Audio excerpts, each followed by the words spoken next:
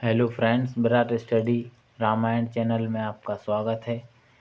आज हम गीता के पहले अध्याय का पाठ करने से जो महात्म्य होता है, उसका फल मिलता है, उसके बारे में देखते हैं।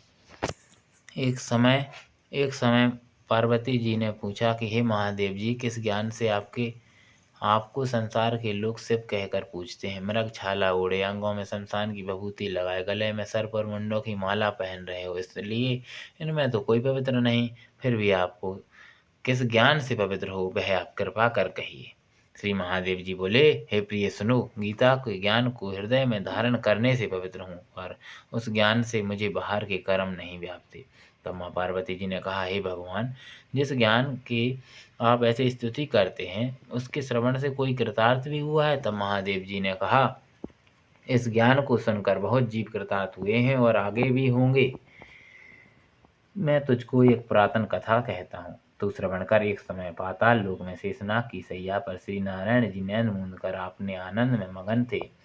उस समय भगवान के चरण दबाती हुई महालक्ष्मी जी ने पूछा कि हे प्रभु, निंद्रा और आलस तो उन पुरुषों को व्यापता है जो जीव तामसी हैं, फिर आप जो तीनों गुणों से अतीत, आप जो नेत्र मूंद रहे हो, मुझको बड़ा आश्चर्य है। श्री नारायण जी ने कहा, हे लक्ष्मी, मुझको निंद्रा आलस नहीं व्यापता। एक शब्द रूप जो भगवत गीता है, उसमें जो ज्ञान है, उसके आनंद में मगन रहता हूँ। जैसे 24 अवतार मेरे आकार रूप हैं, तैसे एक गीता रूप अवतार है।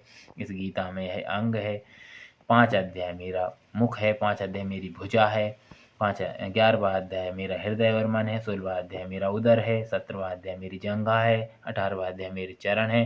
सब गीता के जो श्लोक हैं, सो मेरी नाड़ियाँ हैं, सो गीता के जो अक्षर हैं, वे मेरे रोम हैं।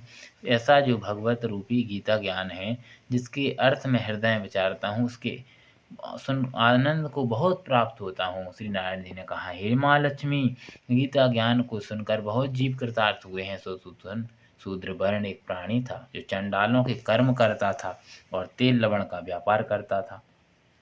उसने बकरी पाली। एक दिन वह बकरी चराने को वन में गया और वृक्षों के पत्ते तोड़ने लगा। वहां सर्प ने उसे डस लिया, जिससे तत्काल उसके प्राण निकल गए। मरकर उसने बहुत नरक भोगे, फिर बैल का जन्म पाया। उसे बैल को भिक्षुक ने मोल ले लिया। वह भिक्षुक उस पर चढ़कर सारा दिन मांगता फिरे, कुछ भिक्षा मांग कर लावे, कुटुंब के साथ मिलकर खावे। वह बैल सारी रात द्वार पर बंधा रहे, उसके खाने पीने की न खबर लेवे, कुछ थोड़ा सा भूसा उसके आगे डाल देवे। जब दिन चढ़े, वह बैल चढ़कर मांगता फिरे। कई दिन गुजरे तो वह बैल भूख का मारा गिर पड़ा, पर उस बैल के प्राण नहीं छूटे। नगर के लोग देखा करें, कोई तीर्थ का फल दे, कोई व्रत का फल दे, पर उस बैल के प्राण नहीं छूटे। एक दिन गणिका आई, उसने मनुष्यों से पूछा, यह भीड़ कैसी है? तब उन्होंने कहा, इसके प्राण जाते नहीं, अनेक पुण्यों का फल दे रहे हैं, तो भी इसकी मुक्ति नहीं हुई। तब गणिका ने कहा, मैंने जो किया उसका फल इस बैल के निमित्त दिया। इतना कहते ही वह बैल की योनि से मुक्ति हुआ। वह बैल ने एक ब्राह्मण के घर में जन्म लिया। पिता ने इसका नाम सुशर्मा रखा। जब बड़ा हुआ तो पिता ने इसको पढ़ाया। तब उसको पिछले जन्म की सुध रही थी। एक दिन उसने मन में विचार किया कि गणिका ने मुझे बैल की योनि से छुड़ाया था, उसका दर्शन करूं।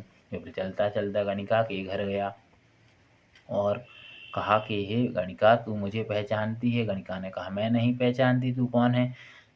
तो उसने कहा, मेरी तेरी क्या पहचान, तू विप्र और मैं वेश्या। अब तो विप्र ने कहा, मैं वही बैल हूँ जिसको तुमने अपना पुण्य दिया था, तब वही बैल की योनि से छूटा था। अब मैं विप्र के घर में जन्म लिया है, तू अपना वह पुण्य बता। गणिका ने कहा, मैंने अपने जाने कोई पुण्य नहीं किया, पर मेरे घर में एक तोता है, वह कुछ पढ़ता है, मैं उसके वाक्य सुनती हूँ। उस पुण्य का फल मैंने तेरे निमित्त दिया था। तब विप्र ने तोते से पूछा कि तू सवेरे क्या पढ़ता है? तोते ने कहा, मैं पिछले जन्म में विप्र का पुत्र था।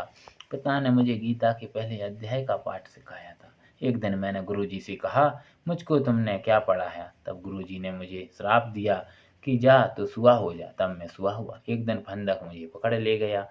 एक विप्र ने मुझे मोल लिया। वह विप्र भी अपने पुत्र को गीता का पाठ सिखाता था। तब मैंने भी वह पाठ सीख लिया। एक दिन विप्र के घर में चोर घुस पड़े।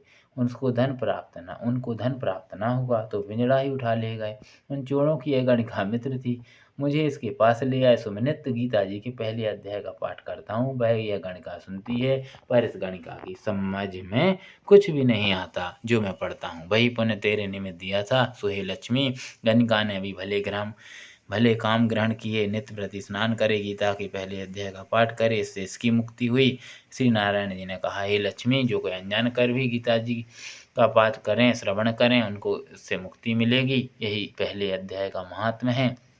इसको पढ़ने या सुनने से सुख संपत्ति आदि से संपूर्ण रहते हैं, मन की शांति होती है। जय श्री राधे।